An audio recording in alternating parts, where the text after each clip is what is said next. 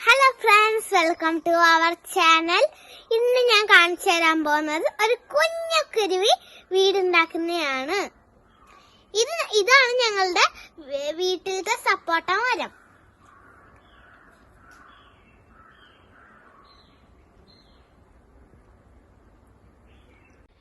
ഇന്ന് ഞങ്ങള് നോക്കുന്നുണ്ട് കുഞ്ഞക്കുരുവി വീടുണ്ടാക്കുന്നത്. കുരുവി പോയതിനു ശേഷമാണ് ഞങ്ങൾ വീഡിയോ എടുത്തത്.